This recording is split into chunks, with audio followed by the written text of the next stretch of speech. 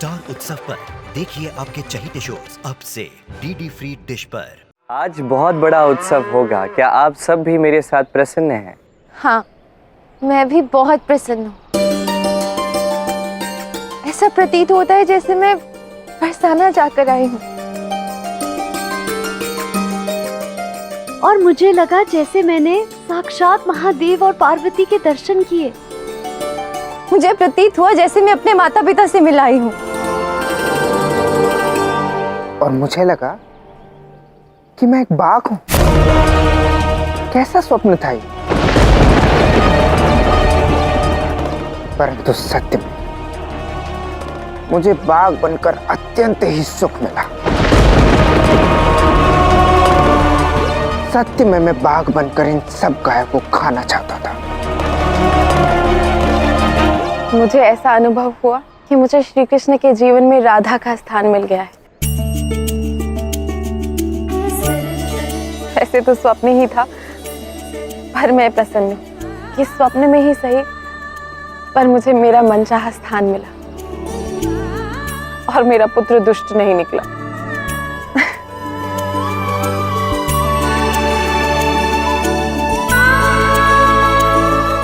कान्हा ने अपनी एक ही लीला से सभी के हृदय को प्रसन्न कर दिया है।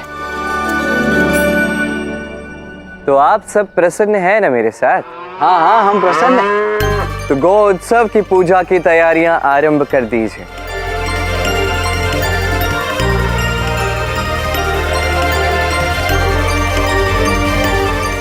और राधा, मुझे तुमसे कुछ बातें करनी है। मुझे भी तुम्हें धन्यवाद कहना है। स्वप्न में ही सही, जो अनुभव तुमने मुझे दिया है वो आनंदमय था। किंतु मैंने क्या किया है? मैंने कुछ नहीं किया।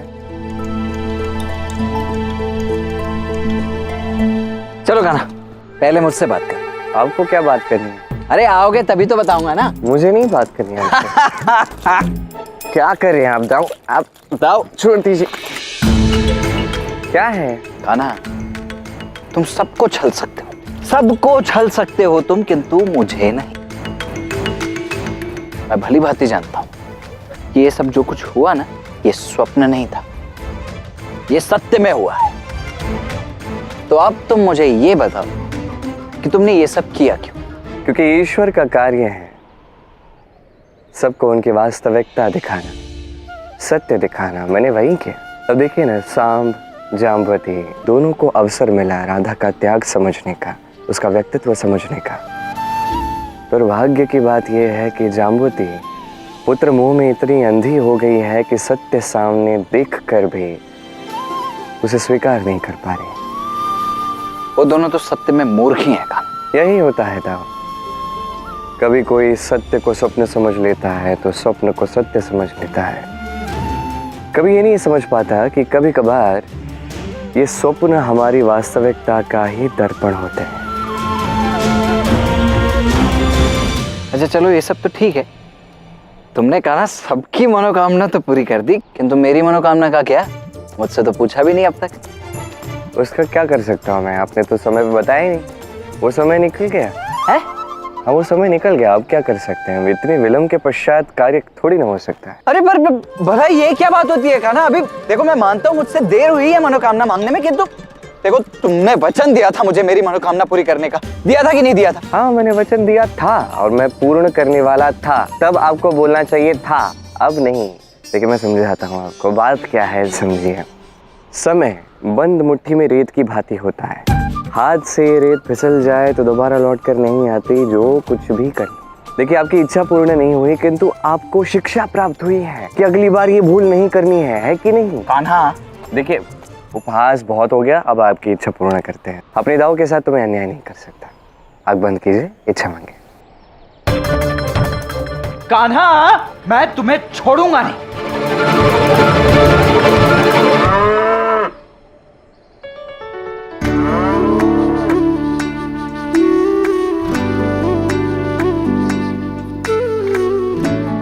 कृष्ण, देखो कितनी प्यारी है बहुला। इसके नेत्र देख रहे हो? कुछ क्षण के लिए यही नेत्र मेरे भी थे और इन नेत्रों से मुझे बरसाना कुछ अधिक ही सुंदर लग रहा था, अधिक ही अद्भुत लग रहा था। ये सब भी तुम्हारी ही लीला थी ना? किंतु क्या तुम्हें ज्ञात है कि ये लीला मैंने किस लिए की?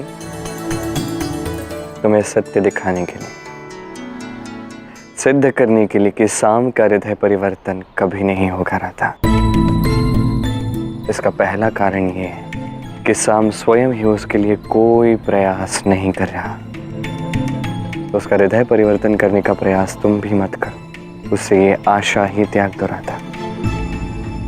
हाँ, आज ये सिद्ध हो गया है। अब मैं उसे बदलने का प्रयास नहीं करूंगी।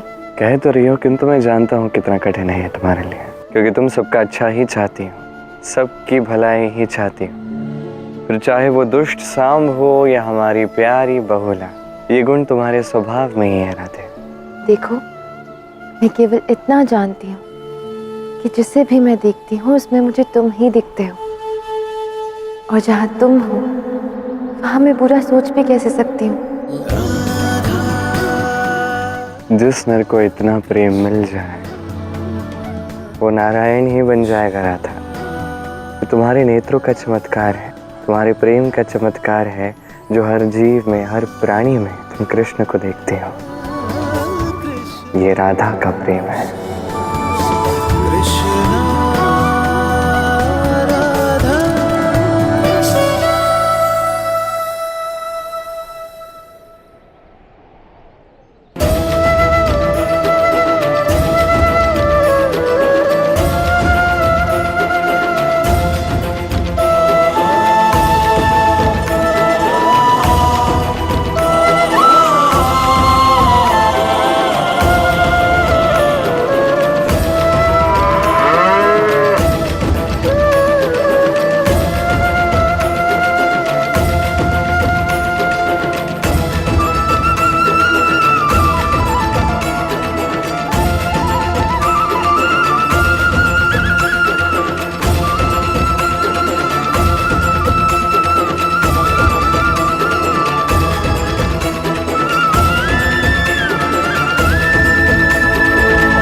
पिताश्री ने यहाँ गायों को लाकर मेरी सारी योजना ही बिगाड़ दी। बहुत बार हार चुका हूं मैं, परंतु अब नहीं। अब मुझे पिताश्री को हराने का कोई मार्ग ढूंढना ही होगा। अब मुझे आत्ममंथन के लिए जाना ही होगा।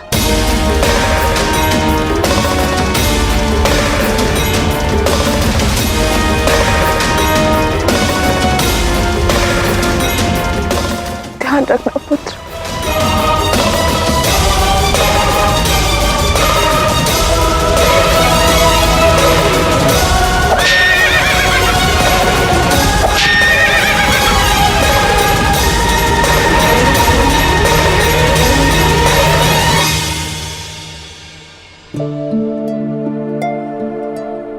राधे, क्या सोच रही हो? कृष्ण, एक बात बताओ, अपने जीवन में कितना श्रेय दिया है तुमने मुझे। बहुला चतुर्थी का श्रेय भी तुमने मुझे दिया, और सदैव अपनी परम सखी कहते रहते हो। इसका अर्थ तो यही हुआ ना कि तुम मुझ जितना प्रेम किसी से नहीं करते।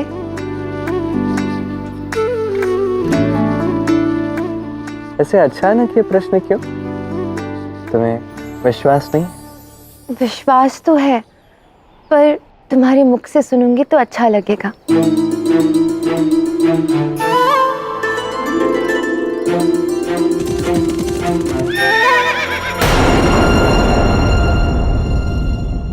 ये दोनों यहाँ क्या कर रहे हैं? क्या हुआ कृष्ण, मौन क्यों हो? भला ऐसा कोई है जो मेरे प्रेम की बराबरी कर सके?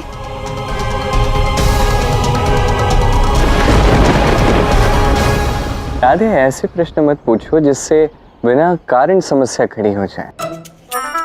बातें मत बनाओ, सच सच कहो ना। यदि सच कहूंगा तो क्या तुम उसे समझ पाओगी राधे? भला ऐसा क्या है जो मैंने आज तक नहीं समझा? तो ठीक है, तुम्हारे अतिरिक्त मुझे बांसुरी के 7 सुरों से सबसे अधिक प्रेम, जिनसे बांसुरी की धुन छन के निकलती है। क्या आज तक तो मैं यही समझती रही कि तुम्हें बांसुरी इसलिए प्रिय है क्योंकि मुझे प्रिय है। तनिक बताओ तो, बिना मेरे प्रेम के इसमें से सुर कैसे निकल सकते हैं? मैंने तुमसे अभी कहा ऐसे प्रश्न मत पूछो। तुम और प्रश्न पूछ रही हो जिससे समस्या खड़ी हो सकती है। समस्या तो होगी ही। यदि कहते कि यशोदा मैया से अधिक प्रेम करते हो तो मान जाती, पर बांसुरी?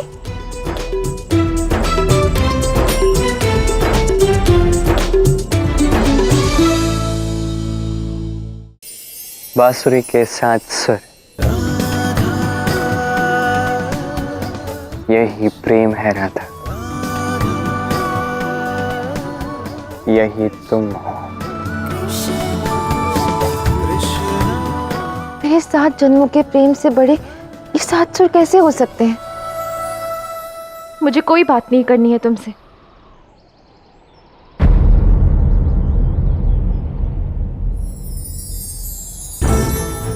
मैंने प्रेम की तुलना नहीं की राधा, ना मैं कभी करूंगा। प्रेम की तुलना करने से प्रेम कम हो जाता है राधा, बढ़ता नहीं।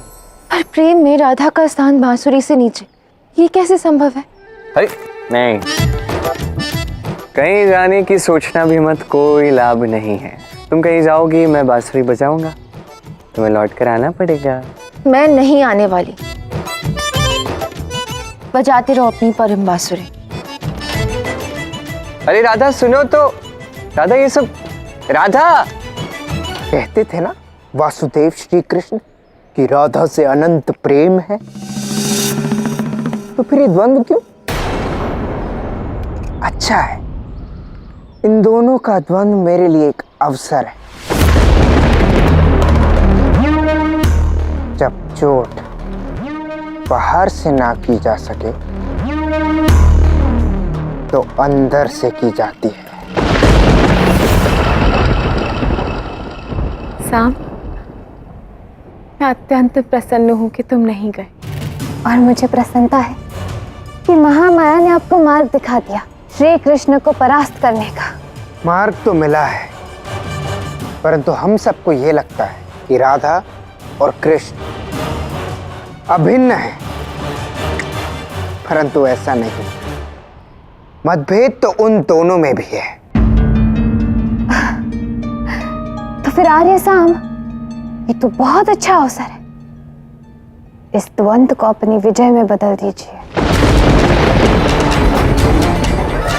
और माता, आपको तो पता ही है कि चाहे श्री कृष्ण जो बोले, किंतु वो श्री राधा का स्थान आपको कदापि नहीं देंगे। सत्य कहा तुमने। प्रेमियों के मध्य एक छोटी सी चिंगारी भी विस्फोट का रूप लेने के लिए पर्याप्त होती है।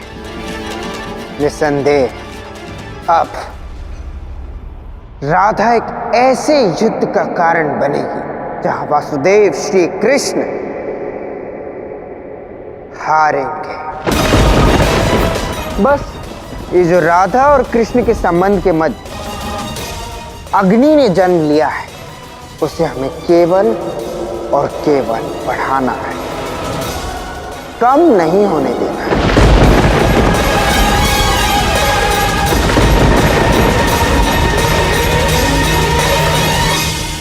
अरे राधा रुक जाओ, राधा मेरी बात तो सुनो, राधा।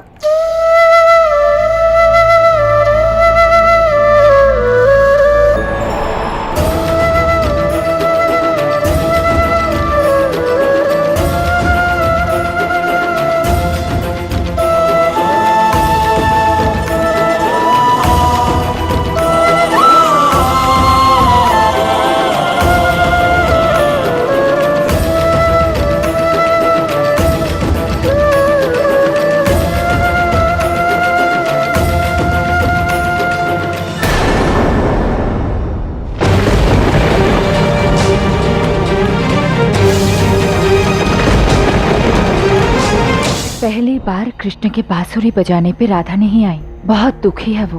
परंतु कृष्ण ने बांसुरी की 7 सुरों की तुलना राधा के प्रेम से क्यों की? कृष्ण ने वही कहा जो सत्य है, परंतु सत्य बोलने का मूल्य चुकाना पड़ता है।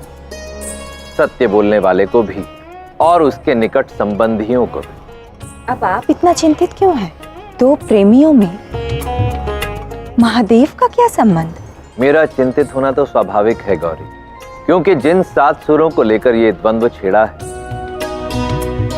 उनसे मेरा अत्यंत पुराना संबंध है। ऐसा कैसा संबंध? शीघ्र ही जान जाओगी। अब आप पहेलियां बुझा रहे हो। संसार जानता है कि कृष्ण राधा से सबसे अधिक प्रेम करते हैं, तो वो राधा को क्यों नहीं कहा कि सबसे अधिक प्रेम उससे है? ये 7 सुर बीच में क्यों? कृष्ण राधा को सत्य के मार्ग की ओर ले जाना चाहते हैं, राधा को उनके अस्तित्व का मीठा सत्य ज्ञात कराना चाहते हैं, और इसके लिए ये कड़वा सत्य बोलना आवश्यक है। धरा पर राधा और कृष्ण का संबंध केवल प्रेम का है, परंतु वास्तविकता में राधा और कृष्ण का संबंध इससे कहीं परे है, इससे कहीं अधिक है। अपने अस्तित्व से जुड़े कई रहस्य राधा अभी भी नहीं जानते, जो कृष्ण ने उन्हें नहीं बताए। उन्हें जानने का समय आ गया है। राधा को रुष्ट करके सत्य का भान करवाना, ये कोई मार्ग हुआ भला? कभी कभी जब सत्य बहुत बड़ा हो तो समझाने के लिए प्रेम का नहीं, रुष्टता का मार्ग अपनाना पड़ता है। अब आप अपने आराध्य का पक्ष ले रहे हैं। मैं तो आपसे ये कहती हूँ कि उनके इस द्वंद्व से दूर रहें। मैं तो चाहकर भी इस द्वंद्व से दूर नहीं रह सकता गौरी, क्योंकि इनकी ये यात्रा मुझसे ही प्रारंभ होगी। ठीक है, तो कीजिए जो करना है, मैं तो जा रही हूँ। गौरी, इस प्रकार रुष्ट मत हो। देखो, मेरे पास कृष्ण की भांति कोई बांसुरी तो है नहीं कि तुम रुष्ट हुई, मैंने बांसुरी की धुन बजाई और तुम पुनः मेरे पास लौट आई।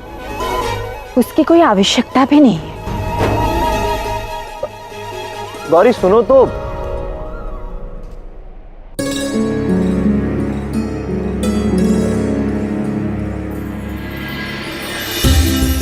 सत्यभामा, ये क्या राधा, मैं इतने दिनों के पश्चात द्वारका लौटी और तुम मुझसे मिलने भी नहीं आई। क्षमा करना सत्यभामा, वो मेरा ध्यान कहीं और ही था, पर मैं तुमसे मिलकर बहुत प्रसन्न हूँ। सत्य? वैसे सुना मैंने राधा, श्री कृष्ण ने क्या कहा कि उनकी बांसुरी और तुमसे उनका प्रेम समान है। वैसे श्री कृष्ण ना ऐसे ही हैं, वो सबको ही समान प्रेम करते हैं और सबको प्रसन्न भी रखते हैं। पता है, उन्होंने मुझे भी यही कहा। हाँ, और मुझे भी यही कहा, और मुझे तो ये तक कहते हैं कि मैं उनके लिए सबसे अधिक प्रिय हूँ।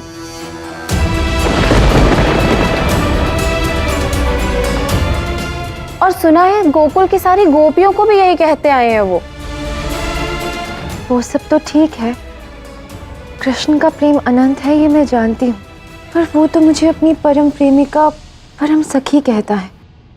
कुछ तो परम तत्व होगा ना, कुछ तो विशेष होगा, पर इसके विषय में वो मुझसे कुछ बताता भी तो नहीं है, सिर्फ बातें उलझाता रहता है। नहीं, मुझे कुछ ठीक नहीं लग रहा है, पता नहीं क्यों सता रहा है मुझे।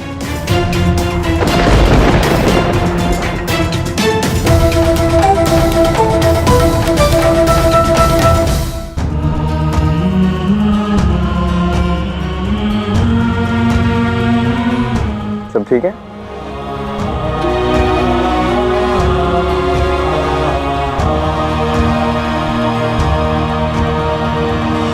बाबा, मुझे वो चूड़ियाँ दिला दीजिए ना। मेरी सारी सखियों के पास कितनी सुंदर चूड़ियाँ हैं और मेरे हाथ खाली है। नहीं पुत्री, इनका मूल्य हम नहीं चुका सकते।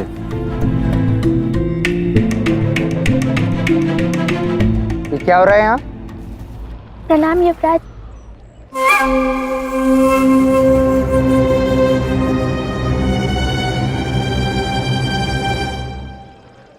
तुम्हें ये चूड़ियाँ चाहिए थी ना, ये लो।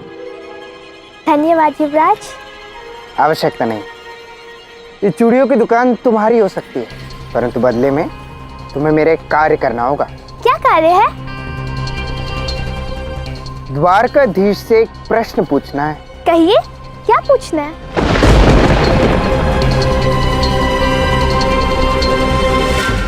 श्री राधा,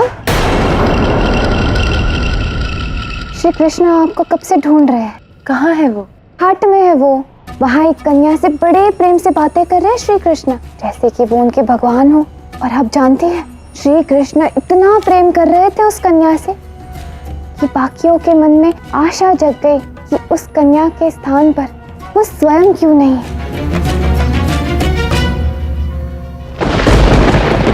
प्रणाम द्वारकाधीश। एक प्रश्न पूछ सकती हूँ आपसे? पूछो। क्या आप मुझसे सबसे अधिक प्रेम करते हैं? अवश्य करता। मुझसे अधिक किसी और से प्रेम नहीं करते ना? नहीं नहीं, सबसे अधिक प्रेम तुमसे ही करता हूँ। धन्यवाद। ये कृष्ण बहुत छलिया है। उस कन्या से कह दिया कि उसे सबसे अधिक प्रेम करता है। पहले तो कहता था कि सबसे अधिक प्रेम गोपियों से करता है, फिर द्वारका वासियों से, और अब बांसुरी से। सबसे प्रेम करता है ठीक है, पर हर किसी से सबसे अधिक प्रेम कैसे कर सकता है? कुछ तो है जो मुझे ज्ञात नहीं है।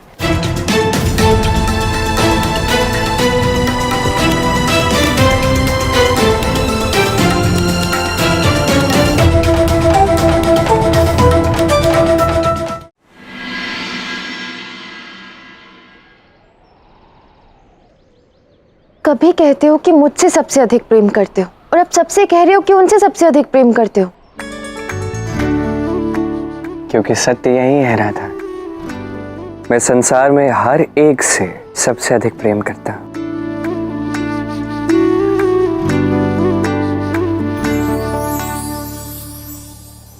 तो फिर मुझे परम सखी, परम प्रिय बोलने का ढोंग क्यों करते हो? ढोंग? कोई कारण है राधा, जो राधा का नाम कृष्ण से पहले लिया जाता है। कोई कारण है कि हमारा ये प्रेम अलौकिक है, दिव्य है। तुम वो स्रोत हो राधा, वो स्रोत जिससे इस समस्त संसार के लिए प्रेम मेरे हृदय से निकलता है। ये सब होता है तुम्हारे ही कारण राधे। समझ रही हो? फिर से बातें बनाने लगे। क्या ये उचित है?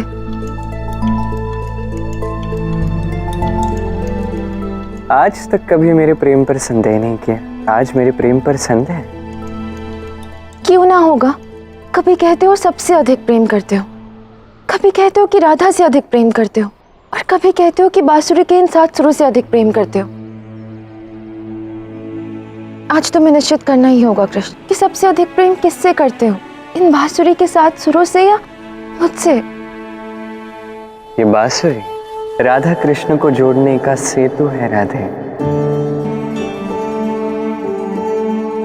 राधा कृष्ण को जोड़ने का सेतु हो सकता है, पर अपने जीवन में तुम इसे सर्वोपरि स्थान कैसे दे सकते हो? प्रेम सेतु प्रेमिका से बड़ा कैसे हो सकता है?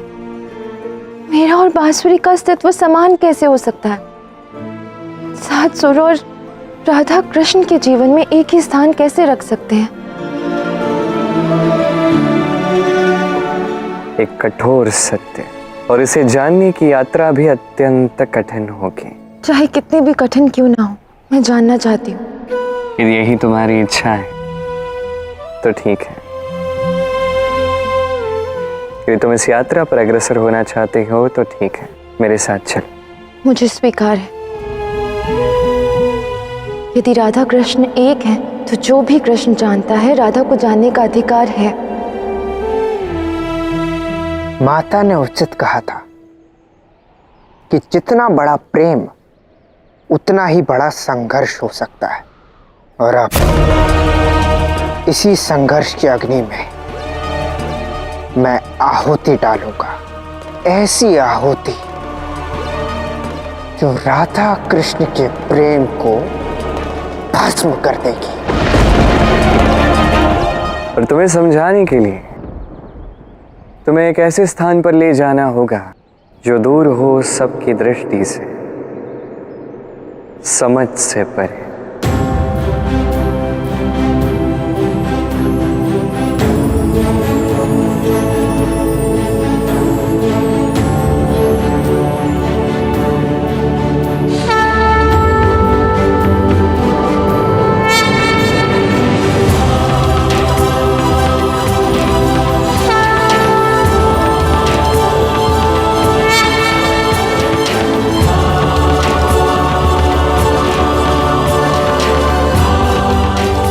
भला ये कौन सा स्थान है कृष्ण? ये वो स्थान है जहां हम सदा से साथ थे, हैं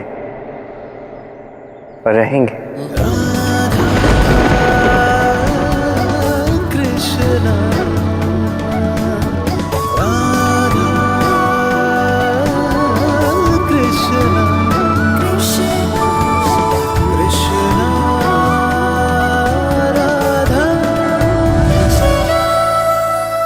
मैं आप दोनों को मुझे यहाँ अकेले छोड़कर नहीं जाने दूंगा।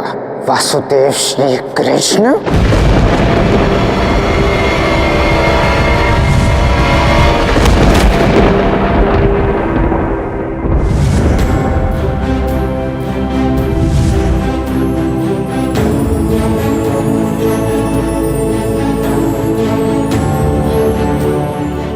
कृष्ण, ये कौन सा स्थान है? हमारा वास्तविक स्थान गोलोक।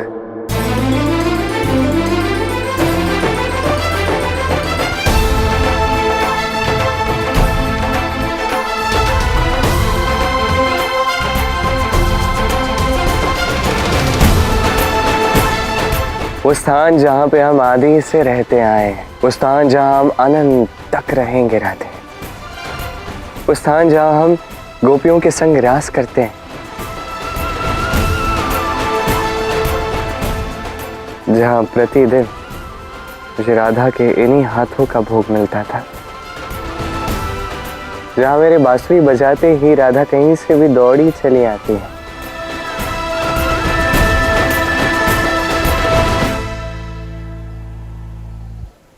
तुम क्या कह रहे हो कृष्ण? मुझे कुछ समझ में नहीं आ रहा है। पर ऐसा प्रतीत हो रहा है जैसे यहाँ वर्ष हो रही हूं मैं, पर कुछ स्मरण क्यों नहीं आ रहा है? और यहाँ पर कोई है क्यों नहीं? गोपियां, वो सब गोपियां कहाँ पर है?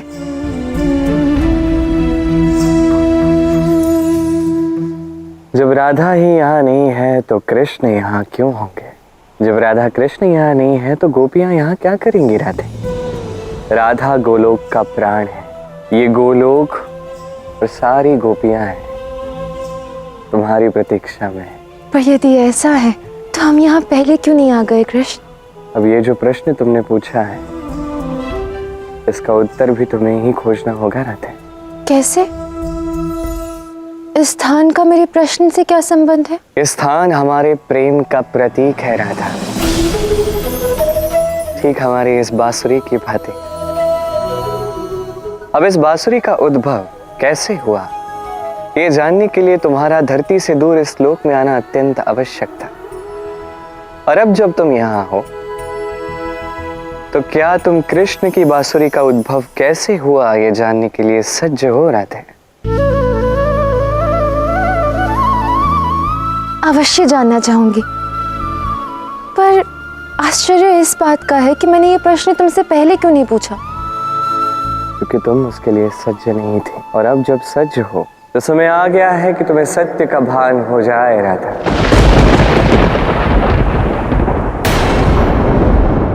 आप मुझे यहाँ अकेले छोड़कर नहीं जा सकते पिताश्री। मैं रुद्र का अंश हूँ, मैं तो इतनी आसानी से हार नहीं मानूंगा।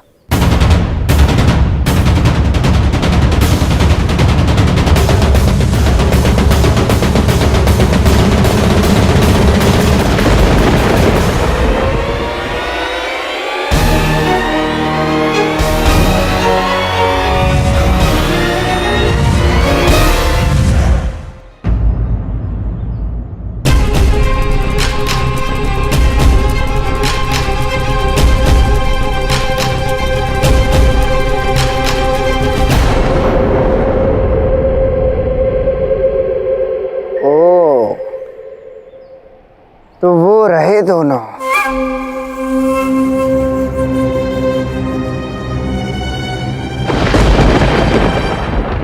अब जो मैं कहने जा रहा हूं, ब्रह्मांड का सबसे बड़ा रहस्य है। ये दो प्रेमियों के बीच की बात है। मेरा आदेश है कि सभी अपनी श्रवण शक्ति सीमित कर लें। प्रत्यक्ष हो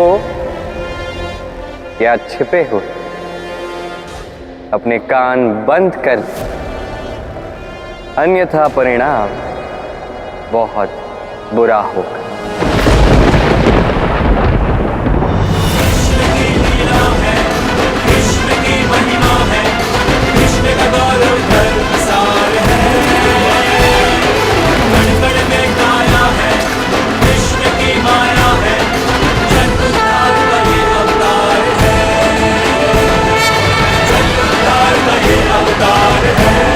जो आगे आराध्य। आप तो उनके भक्त हैं और आराध्य भी, तो आप ऐसा क्यों कर रहे हैं? मैं ऐसा इसलिए कर रहा हूं गौरी, क्योंकि ना तो मैं अपने भक्त की विनती टाल सकता हूं, न ही अपने आराध्य के आदेश की अवहेलना कर सकता। मेरा तो बड़ा मन है सुनने का। परंतु मेरे आराध्य का मन है कि केवल देवी राधा ही सुने। तो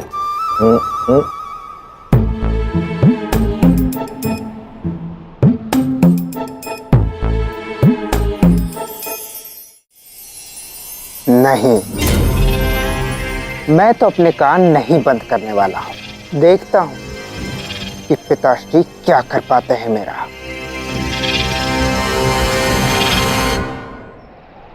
ये क्या? प्रतीत होता है कि सारा ब्रह्मांड शांत हो गया है। क्योंकि जो तुम सुनने वाली हो वो कोई और नहीं सुनेगा राधा। और यदि किसी ने सुनने का प्रयास भी किया तो वो दुष्फल अवश्य भोगेगा।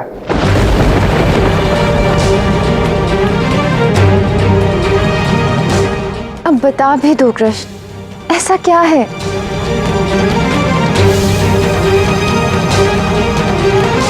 बहुत समय पहले की बात है, जब मैं बहुत छोटा हुआ करता था।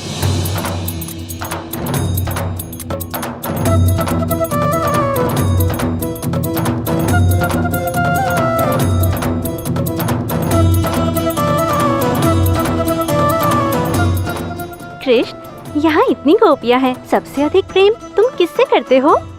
तुम्हारे अतिरिक्त और किससे?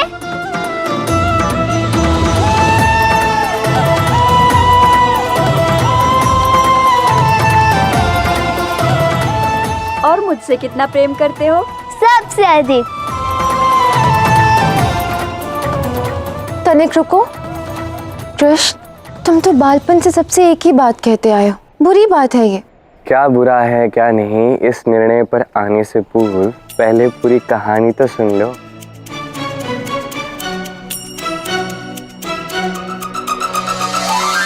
कृष्ण, गोपियाँ कह रही थी तुम उन सबसे अधिक प्रेम करते हो। झूठ कहती है, सबसे अधिक प्रेम तो मैं तुमसे करता हूँ। अरे चलो चलो, शीघ्र चलो। मुझे भी आपसे एक प्रश्न पूछना है कृष्ण। आइए बबुल देवता, पूछिए।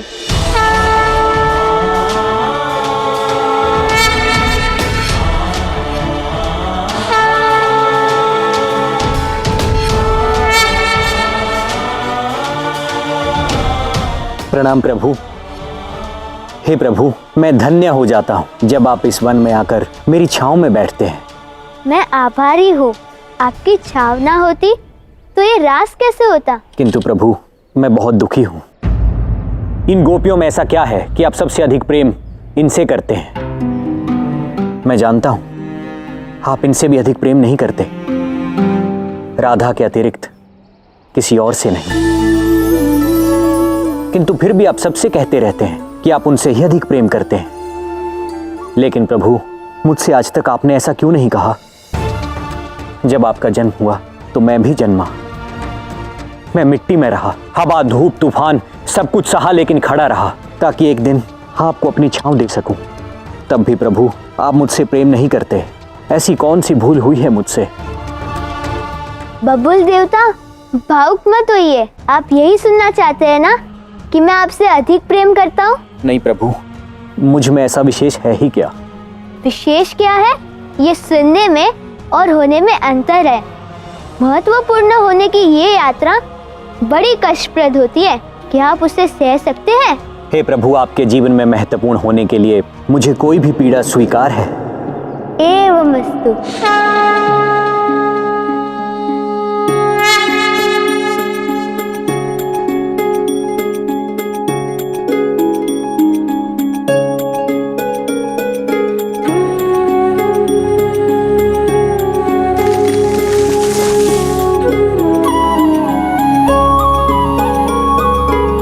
देखा, बबूल ने भी तुम्हारी बात पकड़ ली। तुम सबसे यही कहते आए हो कि कृष्ण सबका है, पर तुम्हारा कौन है, तुम्हारा कैसे बनना है, ये उसका प्रश्न था। तो बताओ, बबूल तुम्हारा बना कि नहीं? प्रश्न पे प्रश्न पे प्रश्न, इतने सारे प्रश्न राधे, परंतु इतना जान लो, ये कहानी केवल तुम्हारी नहीं है, मेरे आराध्य शिव की भी है। अब महादेव का इस कथा से क्या संबंध है ना? ऐसे कैसे? मेरे आराध्य है वो, मेरे देवता है, मेरे जीवन के हर कार्य में उनका संबंध है।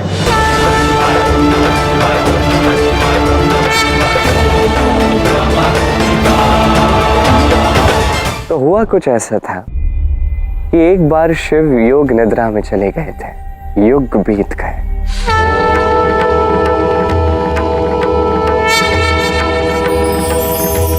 और जब वो उठे तो उन्हें अपने भक्त का स्मरण हुआ, मेरा स्मरण हुआ, और मुझसे मिलने की इच्छा उन्होंने की।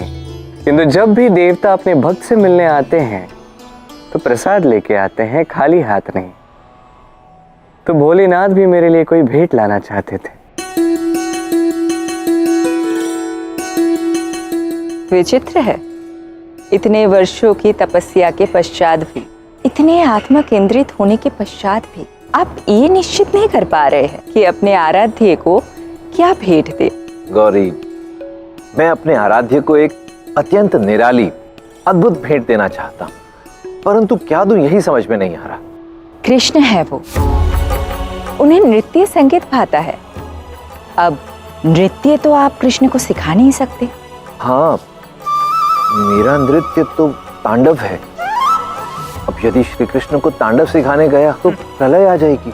तो आप उनको संगीत भेंट में क्यों नहीं देते? हाँ, उत्तम विचार है, परंतु ऐसा विशेष, ऐसा अनूठा क्या होगा? मुझे ज्ञात है।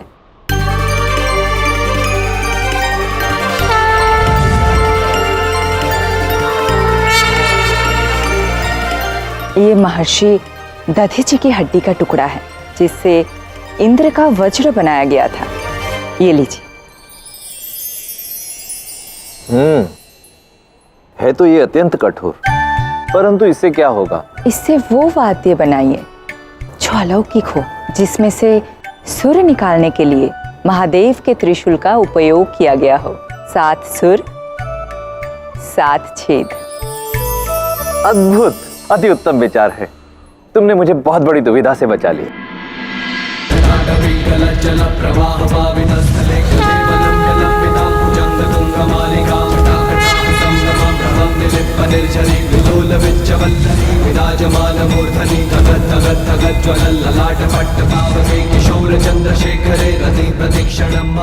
अलौकिक। महादेव ने तुम्हारे लिए बांसुरी बनाई, पर क्यों? क्यों? मैं उनका भक्त हूँ, वो मेरे देवता हैं, प्रसाद दे रहे थे मुझे। जब महादेव ने तुम्हारे लिए बांसुरी बना दी थी तो तुमने बबूल की शाखा क्यों तोड़ी? बांसुरी बनाने के लिए? कैसी बात करते हो? महादेव ने तुम्हारे लिए बांसुरी बनाई और तुमने भी। अब जब भक्त और आराध्य दोनों एक जैसा सोचते हैं तभी तो एक होते हैं ना राधा। कुछ समझ में नहीं आया, आगे बताओ। हाँ, तो हम आते हैं फिर बबूल पर।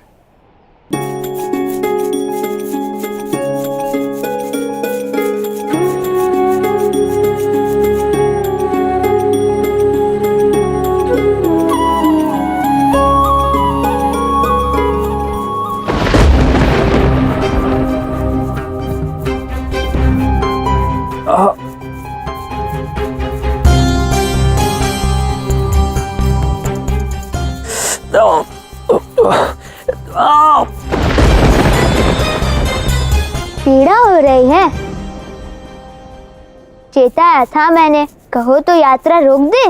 नहीं नहीं प्रभु, मैं आपकी हर पीड़ा सहने के लिए प्रस्तुत हूं।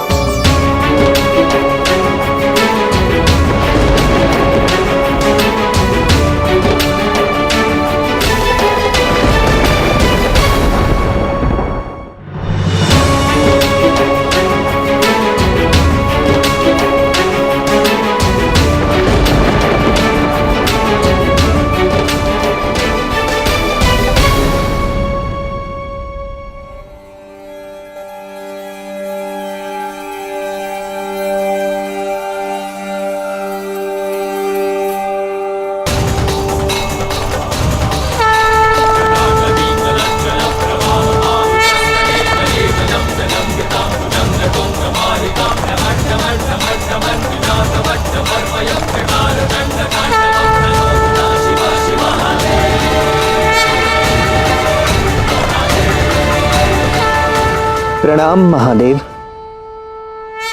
प्रणाम आराध्य। प्रणाम प्रभु। कितने समय बाद आपके इस रूप के दर्शन हुए। मुझे भी देव। प्रभु, आपके लिए एक भेंट लाया हूं, स्वयं मैंने बनाई महर्षि दधीचि की अस्थियों से।